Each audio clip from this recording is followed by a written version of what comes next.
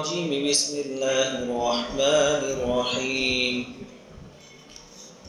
سبحان الذي أسرى بعبده ليلا من المسجد الحرام إلى المسجد الأقصى الذي باركنا حوله لنريه من آياتنا إنه هو السميع البصير صدق الله العظيم.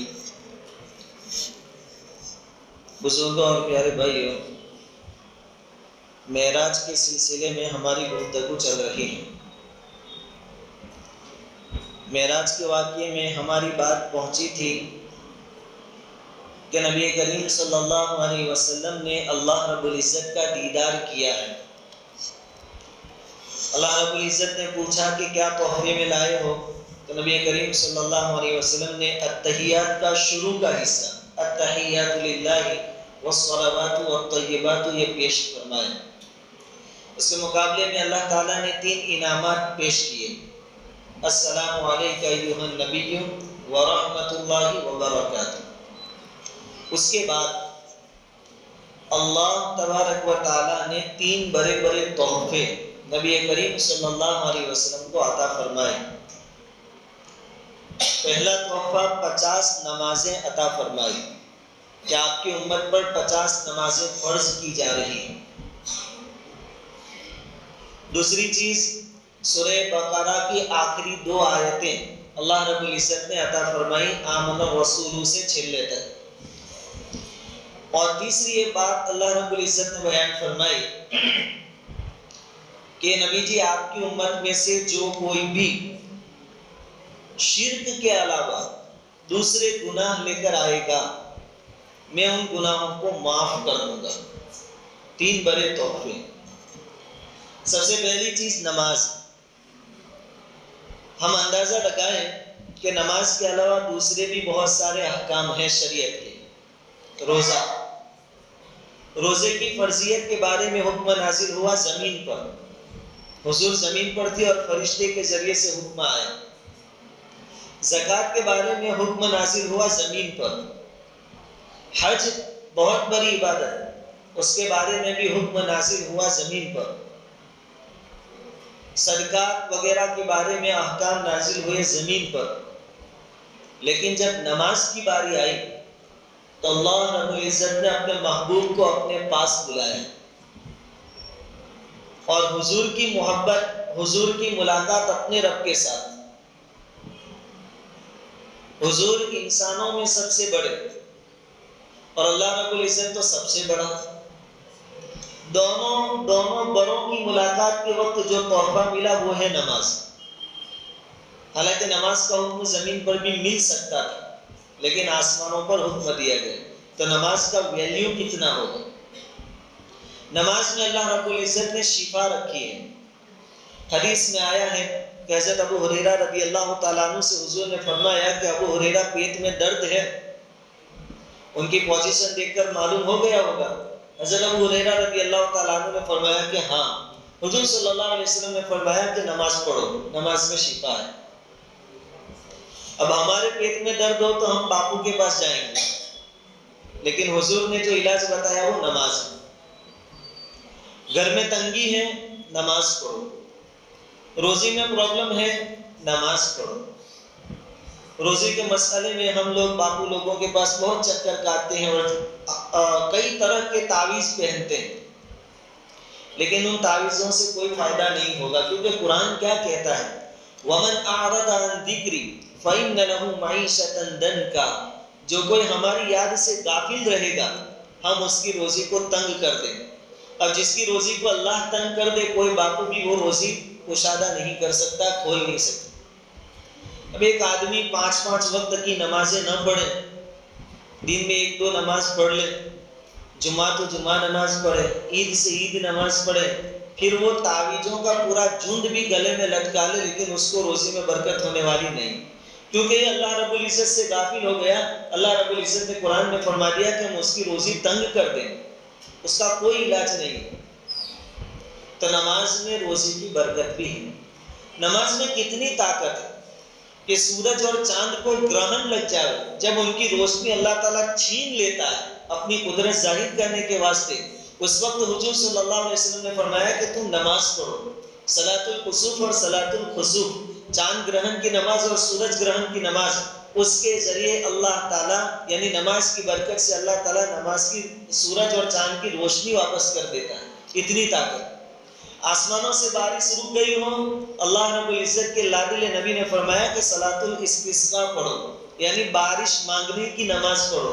جب تم یہ نماز پڑھو گے، اللہ رب العزت نے جو بارش روک دی ہے، اللہ تعالیٰ وہ روک کو ختم کر دیں گے اور آسمان سے آپ کی مطلوبہ بارش برسائے۔ نماز سے آسمان کے دروازے کھل جائے۔ اتنی بڑی عبادت، اتنا بڑا تحفہ، اور اللہ رب العزت نے 50 نمازیں فرض کی تھی۔ یہ 3 تحفے لے کر نبی کریم صلی اللہ علیہ وسلم واپس آئے تو سب سے پہلے حضرت موسیٰ علیہ السلام سے ملاقات ہوئی۔ حضرت موسیٰ علیہ السلام نے دریافت کیا کہ حضور آپ تو باری تعالیٰ کے پاس جا کر آئے ہیں، اپنی امت کے لیے کیا لائے؟ نبی کریم صلی اللہ علیہ وسلم نے فرمایا کہ 50 نمازیں۔ حضرت موسیٰ علیہ السلام کو تو تجربہ ہو چکا تھا اپنی امت کا۔ انہوں نے کہا کہ حضور آپ کی امت 50 نمازیں نہیں پڑھے گی۔ اللہ رب العزت رحمت نازل فرماوے حضرت موسیٰ علیہ السلام پر کہ انہوں نے وہاں بتا دیا کہ 50 نہیں پڑھے، 5 بھی نہیں پڑھتے۔ یہ تو رمضان کی نسبت پر آ جاتے ہیں۔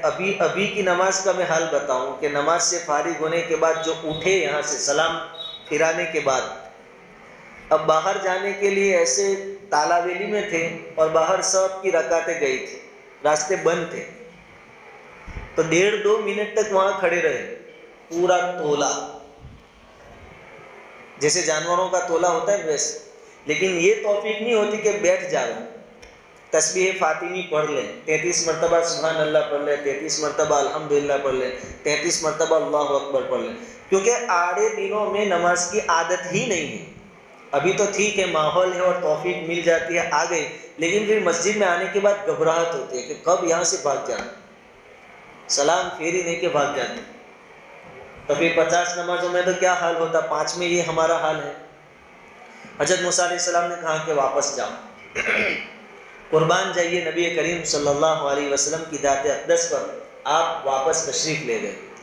اللہ رب العزت سے درخواست کی کہ الہ العالمین 50 نمازیں تو زیادہ ہو جائے گی، کچھ کم کر دیجیے۔ اللہ رب العزت تو پہلے سے سب جانتے ہیں۔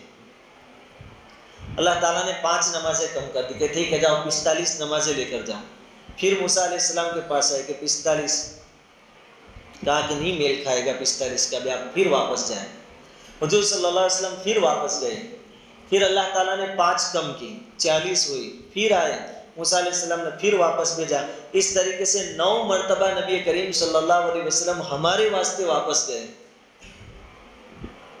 معراج پر بھی ہماری کتنی فکر۔ اللہ رب العزت نبی کریم صلی اللہ علیہ وسلم پر لاکھوں کروڑوں درود اور سلام نازل فرمائے۔ 9 چکر کاتے ہیں، اب 5 رہی۔ دیکھو موسیٰ علیہ السلام کو بہت اچھا انوبھو تھا اپنی قوم کا، بہت بڑا تجربہ ہو چکا تھا۔ ان کی قوم اتنی خطرناک تھی، انشاءاللہ کل پرسوں سے ان کا واقعہ بھی شروع ہوگا، کہ ان کو کہا جائے کہ کھڑے ہو جاؤ تو لیٹ جاتے تھے، اور کہا جائے کہ بیٹھ جاؤ تو کھڑے ہو جاتے تھے۔ اتنی خطرناک قوم آج بھی موجود ہے، یہود، اسرائیل والے، اور ہمارے والوں کا ان سے تعلق بھی بہت ہے۔ 2 قوموں کے بارے میں آیا ہے کہ تم سے بہت دشمنی کریں گے، اور دونوں یہی ہیں، وہ انشاءاللہ پرسوں سنیں گے۔ خیر، موسیٰ علیہ السلام نے پھر کہا کہ میری امت کا مجھے تجربہ ہے، 5 نمازیں بھی مشکل ہوگی۔ نبی کریم صلی اللہ علیہ وسلم نے فرمایا کہ نہیں، اب میں نہیں جا سکتا، مجھے شرم آتی ہے۔ کیوں؟ اس پر علماء کرام نے حکمت لکھی ہے کہ ہر مرتبہ 5 نمازیں کم ہوئی، اب 5 باقی رہی، اب واپس جا رہے ہیں، اس کا مطلب یہ ہوا کہ آپ 5 پر بھی راضی نہیں ہیں، آپ کو چاہیے ہی نہیں نماز، یہی مطلب ہوا۔ اس لیے حضور نے کہا کہ نہیں، میں 5 نماز۔ اللہ رب العزت نے فرمایا کہ 5 نمازیں لے جاؤ، فرض ہے، لیکن اللہ کا کرم دیکھو کہ اللہ تعالیٰ نے فرمایا کہ میں نے تو 50 کا کہا تھا آپ سے، یہ پڑھیں گے 5 لیکن میں 50 نمازوں کا ثواب دے دوں گا، 5 میں 50 کا ثواب، اللہ رب العزت کا انعام۔ یہ 5 بھی ہمارے لیے باری، خیر 5 نمازیں دی، ساتھ میں سورہ بقرہ کی آخری 2 آیتیں آمن الرسول بما انزل الیہ سے لے کر سورت پوری ہونے تک۔ سورہ بقرہ ویسے پوری کی پوری بہت برکت والی ہے، حدیث میں اس کے بہت سارے فضائل بیان کیے گئے۔ نبی کریم صلی اللہ علیہ وسلم نے ارشاد فرمایا کہ جس گھر میں سورہ بقرہ پڑھی جاتی ہے اس گھر میں شیطان اور جنات داخل نہیں ہوتی۔ ایک بہت بڑا پرابلم ہمارا سوال یہی ہو جاتا ہے سورہ بقرہ۔ ایک روایت میں ہے کہ آج پڑھی تو 3 دن تک پروٹیکشن آپ کو ملے گا شیطان اور جناتوں سے، تو ہفتے میں 2 بار پڑھ لو، پورا ہفتہ کور ہو جائے گا۔ اور اہل باطل سورہ بقرہ پڑھنے والوں پر قابو نہیں پائیں گے، یہ حدیث میں ہے، اور محدثین نے اس کی تشریح بیان کی کہ اہل باطل سے مراد جادوگر لوگ ہیں، یعنی جو جادوگری کرتے ہیں اس گھر والوں پر ان کا جادو بھی اثر نہیں کرے گا۔ آج کے دور میں ایک بہت بڑا ہتھیار ہے جادوگری۔ ذرا کسی نے کاروبار میں اور دھندے میں ترقی کر لی تو جن کو حسد ہوتا ہے وہ جادو کروا دیتے ہیں، مال و دولت ہے، گاڑی ہے، بنگلہ ہے، بیوی بچے ہیں، کھیل کود کر رہا ہے، پورا پریوار خوش ہے، تو جن کو حسد ہوتا ہے وہ لوگ جادوگری کرواتے ہیں۔ سورہ بقرہ جو پڑھ لے گا ان کے گھر پر اور گھر والوں پر جادوگری کا اثر نہیں ہوگا۔ اور اگر سورہ بقرہ تو لمبی ہے، پورے 2 سپارے اور تیسرا آتا ہے، اور اگر کوئی آدمی روزانہ سورہ بقرہ نہیں پڑھ سکتا ہے تو آخر کی 2 آیتیں کم سے کم رات کو سونے سے پہلے پڑھ لیں۔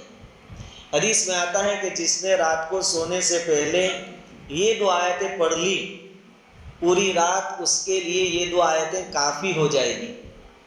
اب کافی ہو جانے کا مطلب محدثین نے لکھا ہے کہ ہر قسم کی تکلیف اور پریشانی سے کافی ہو جائے گی۔ اب اس آدمی کو نہ جنات پریشان کریں گے رات میں، نہ شیطان پریشان کریں گے، نہ کوئی زہریلے جانور پریشان کریں گے، نہ نیند کی حالت میں کوئی آفت اور پریشانی اس کو پریشان کرے گی۔ ہر حساب سے اس کی حفاظت کی جائے گی۔ صرف 2 آیتیں آپ کو پڑھنی، آمن الرسول سے لے کر آخر تک، سورہ بقرہ کی آخری 2 آیتیں۔ تو ایک تحفہ یہ ملا، 5 نمازیں جس پر 50 نمازوں کا ثواب، سورہ بقرہ کی آخری 2 آیتیں، اور تیسرا بڑا انعام یہ کہ اس امت میں جو لوگ گناہ کرتے ہیں، اور گناہ ہو ہی جاتے ہیں بندوں سے، لیکن شرک نہ کریں، اس کے علاوہ جتنے بڑے گناہ ہیں اللہ رب العزت نے فرمایا کہ میں معاف کر دوں گا۔ معاف کرنے کا مطلب علماء کرام نے لکھا ہے کہ بڑے جو گناہ کیے ہیں وہ توبہ کے بغیر تو معاف نہیں ہوتے، لیکن اگر کوئی آدمی بغیر توبہ کے بھی مر گیا بڑے بڑے گناہ کرنے کے بعد، تو وہ آدمی ہمیشہ کے لیے دوزخ میں نہیں جائے گا۔ اپنا جو عذاب اللہ رب العزت نے طے کیا ہے وہ بھگتنے کے بعد دوزخ سے نکل آئے گا۔ یہ بھی بہت بڑی کامیابی ہے کہ انسان کو ہمیشہ کی دوزخ سے نجات مل جائے۔ تو یہ 3 انعام اللہ رب العزت نے اپنے لاڈلے نبی صلی اللہ علیہ وسلم کو عطا فرمائے۔ اس کے بعد جنت اور دوزخ پر ذرا سیر کروائی، چکر لگوائے۔ جہنم کے کچھ حالات نبی کریم صلی اللہ علیہ وسلم نے سنے، اپنی امت کے سامنے پیش کیے۔ کچھ حالات میں آپ کے سامنے رکھتا ہوں۔ حضرت انس بن مالک رضی اللہ تعالیٰ عنہ سے روایت ہے کہ نبی کریم صلی اللہ علیہ وسلم نے ارشاد فرمایا کہ معراج کی رات میں جہنم سے میرا گزر ہوا تو میں نے کچھ لوگوں کو دیکھا جن کے ہونٹ آگ کی کینچیوں سے کاٹے جا رہے تھے، ہونٹ اور کینچیاں وہ بھی آگ کی، اس سے کاٹے جا رہے تھے۔ وہ بہت تکلیف میں تھے، بہت پریشانی میں مبتلا تھے، رو رہے تھے، چلا رہے تھے۔ نبی کریم صلی اللہ علیہ وسلم نے حضرت جبرائیل علیہ السلام سے پوچھا کہ یہ لوگ کون ہیں؟ دھیان سے سنیں اس بات۔ حضرت جبرائیل امین علیہ السلام نے فرمایا کہ یہ آپ کی امت کے خطیب لوگ ہیں جو بیان کیا کرتے تھے، واعظ کہتے تھے۔ یہ وہ لوگ ہیں جن کے ہونٹ آگ کی کینچی سے کاٹے جا رہے ہیں۔ کیا وجہ ہے؟ کہ یہ بیان تو کرتے تھے اور بہت اچھا کرتے تھے، سب جھومتے تھے، لیکن بیان کرنے والا خود اپنی باتوں پر عمل نہیں کرتا تھا۔ یہ وہ لوگ ہیں۔ یہ قرآن پڑھتے تھے، سمجھتے تھے، لیکن خود اس پر عمل نہیں کرتے تھے۔ اب ایسا بھی ہو سکتا ہے کہ آدمی بیان کرے اور خود عمل نہ کرے، ہو سکتا ہے۔ اس لیے ہمیشہ جو بات ہم کہیں اس پر عمل کرنے کی بھی ہم کیا کریں، کوشش کریں۔ اس کے بعد نبی کریم صلی اللہ علیہ وسلم کا گزر ایک اور جماعت کے پاس سے ہوا۔ ان کا پوزیشن کیا تھا؟ تانبے کے ناخن تھے ان کے، تانبے کے، اور ان تانبے کے ناخنوں کے ذریعے اپنے چہروں کو نوچ رہے تھے اور سینوں کو نوچ رہے تھے تانبے کے ناخن سے۔ نبی کریم صلی اللہ علیہ وسلم نے حضرت جبرائیل علیہ السلام سے پوچھا کہ یہ کون لوگ ہیں؟ حضرت جبرائیل امین علیہ السلام نے فرمایا کہ یہ وہ لوگ ہیں جو اپنے بھائیوں کا گوشت کھاتے تھے، یعنی کہ ان کی غیبت کرتے تھے۔ کسی اپنے بھائی کی پیٹھ پیچھے ایسی بات بیان کرنا جو اس کو ناپسند ہو، اس کو غیبت کہتے ہیں۔ ہم کیا کہتے ہیں کہ یہ برائی تو اس کے اندر ہے اس لیے میں تو کہہ رہا ہوں، پیٹھ پیچھے بات کی، پھر ہم دھیان دلائیں گے کہ یار یہ تو غیبت ہے، تو کیا کہے گا، ارے یہ وہ ایسا ہی ہے۔ حضور نے فرمایا کہ اگر وہ ایسا ہی ہے تو ہی تو غیبت ہوئی، اگر وہ ایسا نہیں ہے اور تم نے کہا تو یہ تو بہتان ہوا، الزام ہوا۔ وہ چیز اس کے اندر ہے تو بھی ہمیں حق نہیں ہے کہ ہم پیٹھ پیچھے اس کی برائی لوگوں کے سامنے کریں، بلکہ ہمیں تو چاہیے کہ تنہائی میں اس سے ملاقات کریں، اس کو دین کی دعوت دیں۔ گناہ میں مبتلا ہے تو اس کی وعیدیں سنائیں، آخرت کے بارے میں، اللہ کے بارے میں ڈر کی باتیں اس کو سنائیں، نیکیوں کی فضیلت اس کو سنائیں۔ تو جو لوگ غیبت کرتے ہیں ان کا حشر اور انجام یہ تھا کہ تانبے کے بڑے بڑے ناخن تھے اور وہ اپنے چہروں کو اور سینوں کو نوچ رہے تھے۔ اللہ رب العزت اس برائی سے ہماری حفاظت فرمائے۔ رمضان کا مہینہ ہے، کام کاج ہم ذرا کٹ کر دیتے ہیں، ہمیں تھوڑی فرصت ملتی ہے، پھر اس میں کیا ہوتا ہے کہ جب جمع ہوتے ہیں اور جب باتوں پر لگتے ہیں تو بات پر سے بات نکلتی ہے، اور بات پر سے بات جب نکلتی ہے تو بات غیبت تک پہنچ جاتی ہے۔ اس لیے علماء فرماتے ہیں کہ رمضان کے مہینے میں 3 چیزیں کرو: تقلیل طعام، کھانا کم کرو، تقلیل منام، سونا کم کر دو، اور تقلیل کلام، بات چیت کم کر دو، کیونکہ اگر بات چیت چلے گی تو پھر غیبت اور برائیاں شروع ہو جائیں گی۔ اس لیے روزوں کو غیبتوں کے ذریعے خراب نہ کریں۔ اللہ تعالی ہماری حفاظت فرمائے۔ اس کے بعد حضرت ابو ہریرہ رضی اللہ تعالیٰ عنہ سے روایت ہے کہ نبی کریم صلی اللہ علیہ وسلم نے فرمایا کہ میں ذرا آگے گیا تو میں نے کچھ لوگوں کو دیکھا کہ ان کے پیٹ بہت بڑے بڑے تھے۔ پیٹ بڑے یعنی کتنے؟ جیسے کہ تم انسانوں کے مکان ہوتے ہیں، گھر ہوتے ہیں، اتنے بڑے بڑے پیٹ تھے، اور اس کے اندر سانپ تھے جو اس کو ڈس رہے تھے، اور یہ منظر باہر سے نظر آ رہا تھا۔ بڑے بڑے پیٹ، گھر جتنے بڑے بڑے پیٹ، اور اس کے اندر سانپ، اور وہ باہر والوں کو نظر آئے۔ نبی کریم صلی اللہ علیہ وسلم نے حضرت جبرائیل امین علیہ السلام سے پوچھا کہ یہ کون لوگ ہیں؟ حضرت جبرائیل امین علیہ السلام نے فرمایا کہ یہ آپ کی امت کے سود کھانے والے لوگ ہیں، بیاج کھانے والے، انٹرسٹ کھانے والے۔ اب سود، ایک تو آپ نے کسی کو 1000 روپے قرض کے طور پر دیے اور بدلے میں 1100 روپے واپس لیے، یہ 100 روپے سود، یہ تو سود ہے ہی ہے۔ لیکن سود کی بہت ساری شکلیں ہیں جس میں جانے انجانے میں ہم لوگ مبتلا ہیں۔ ایک بہت بڑا مسئلہ سود کے متعلق گروی کا ہے۔ کسی آدمی کو 15,000 روپے کی ضرورت ہے، یہ میرے پاس آیا، 15,000 روپے چاہیے، میں نے کہا لو 15,000 روپے، بدلے میں کیا دو گے؟ کہا کہ یہ بائک لے لو، آپ میری گاڑی آپ کے پاس رکھ چھوڑو، جب میں آپ کو 15,000 دے جاؤں گاڑی دے دینا۔ اب وہ گاڑی لے کر میں گھوم رہا ہوں، یہ سود ہے۔ گروی رکھی ہوئی چیز سے فائدہ اٹھانا جائز نہیں ہے، حرام۔ اور خاص کر کے مکانات کے معاملے میں ایسا کیا جاتا ہے۔ 1,00,000 2,00,000 5 لاکھ روپے کسی کو قرضہ چاہیے تو قرضہ تو دے دیتے، لیکن بدلے میں کیا دو گے؟ کہا کہ میرا مکان، اس میں آپ رہو۔ رہنا جائز نہیں، آپ نہیں رہتے، کوئی کرایہ دار رہتا ہے، اس کا کرایہ کھا رہے ہیں آپ، یہ بھی سود ہے، یہ شکل جائز نہیں۔ اور بھی بہت ساری شکلیں ایسی ہیں سود کی جو ہمارے پیٹوں میں جا رہی ہیں۔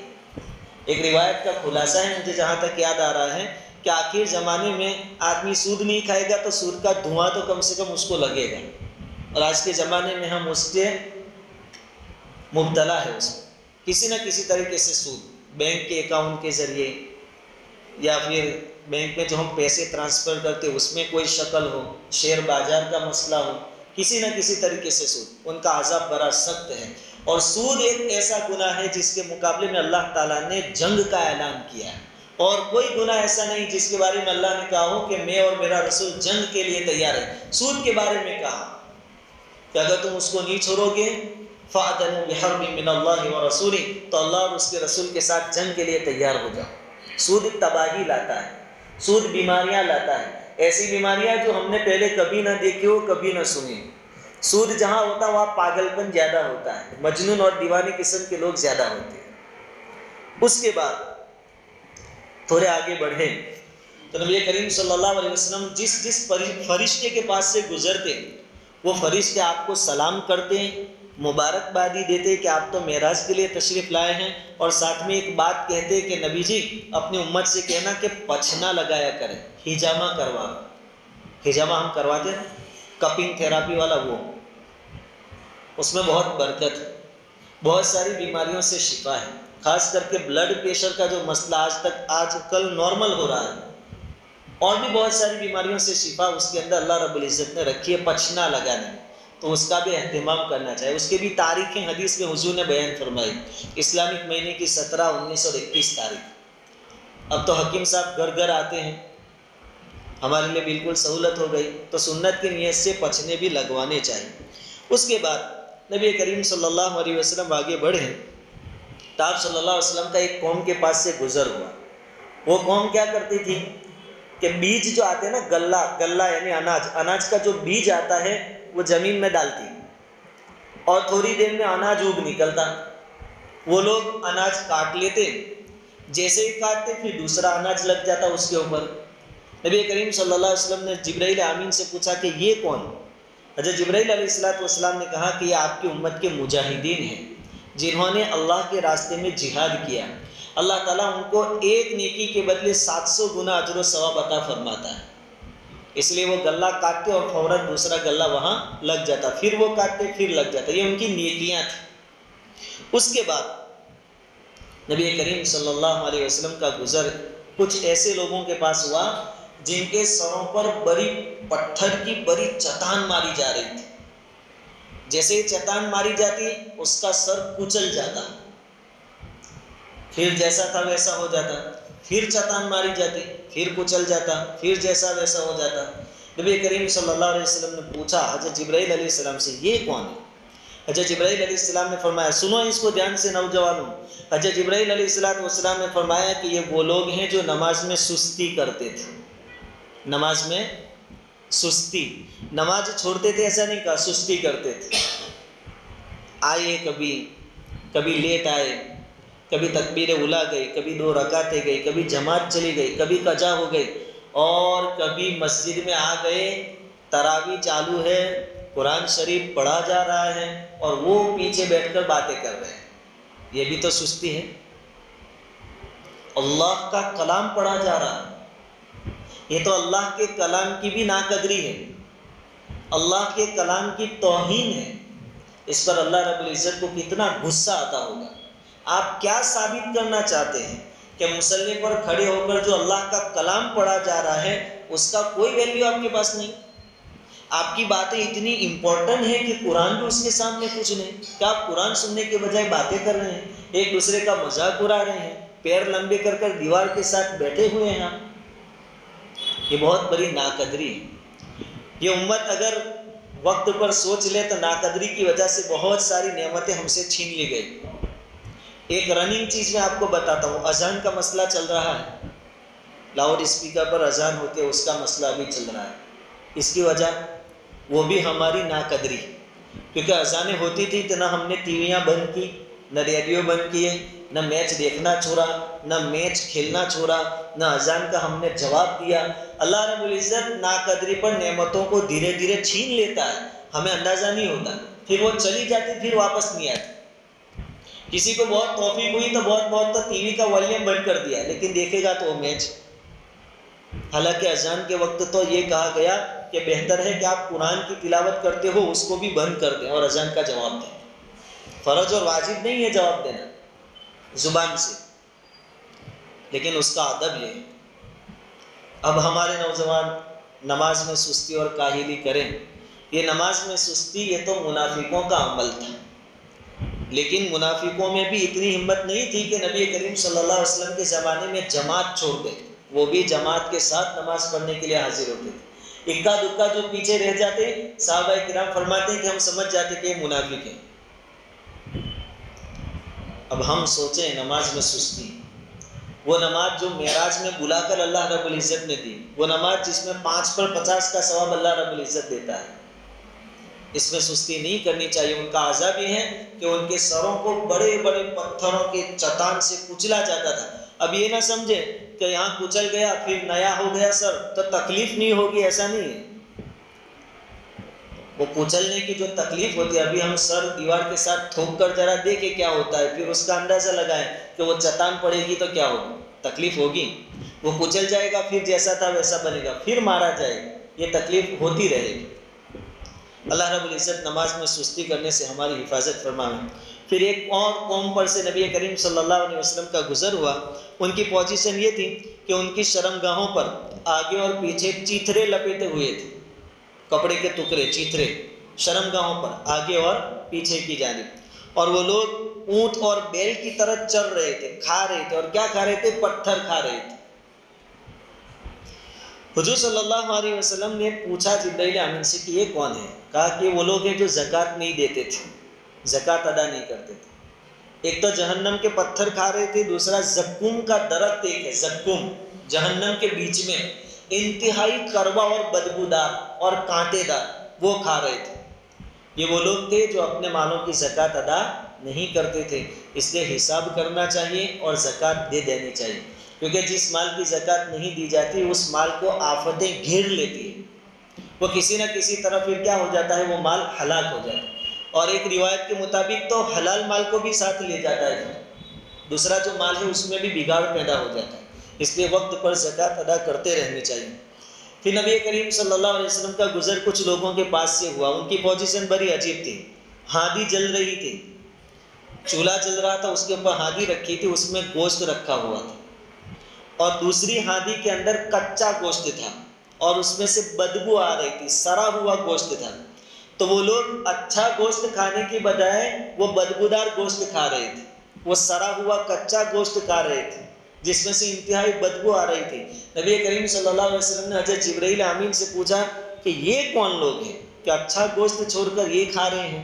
حضرت جبرائیل امین علیہ الصلوۃ والسلام نے فرمایا کہ یہ وہ لوگ ہیں جن کے پاس اپنی خود کی حلال عورتیں تھیں، یہ لوگ شادی شدہ تھے، اپنی بیوی کے ساتھ ان کے لیے ہم بستری کرنا حلال تھا، جائز تھا، اس کے باوجود زیناکار عورتوں کے پاس جا کر رات گزارتے تھے۔ یہ وہ لوگ ہیں جو بدبودار اور کچا گوشت کھا رہے ہیں، اور زنا کا جو عذاب جہنم میں ہوگا وہ تو ہوگا اپنی جگہ، یہ بھی ایک عذاب، تو اس پر بھی بندوں کو بہت احتیاط سے کام لینا چاہیے۔ اللہ رب العزت آزماتے ہیں الگ الگ طریقوں سے، کوئی خوبصورت ہے، اچھا ہے، ہائٹ باڈی ہے، باڈی بلڈر ہے،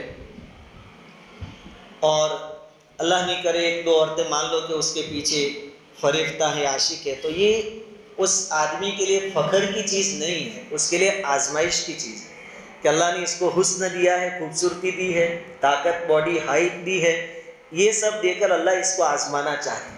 ایسے آدمیوں کو حضرت یوسف علیہ السلام کا کردار پڑھنا چاہیے کہ یوسف علیہ السلام نے اپنے آپ کو کیسے بچایا، نبی کریم صلی اللہ علیہ وسلم کی زندگی پڑھنی چاہیے۔ اس پر فخر نہ کریں کہ فیس بک پر میرے تو اتنی فالوور ہیں، فلاں فلاں کی طرف سے مجھے ریکویسٹ آتی ہے، یہ فخر کی چیز نہیں ہے، اس کے لیے آزمائش کی چیز ہے۔ خیر، پھر نبی کریم صلی اللہ علیہ وسلم پھر آگے بڑھے تھے، ایک شخص کو حضور نے دیکھا کہ اس کے پاس لکڑیوں کا ایک بہت بڑا گتھرا پڑا ہوا ہے، بہت ساری لکڑیاں اس نے جمع کی ہیں، اتنی ساری کہ اس کو اٹھا بھی نہیں سکتا، اتنی ساری لکڑیاں، لیکن وہ اور زیادہ بڑھانے کی کوشش میں لگ رہا ہے کہ اور لکڑیاں جمع ہوں، حالانکہ جتنی ہیں وہ اتنی ہیں کہ اٹھا نہیں سکتا، لیکن اور زیادہ کی تلاش میں ہے۔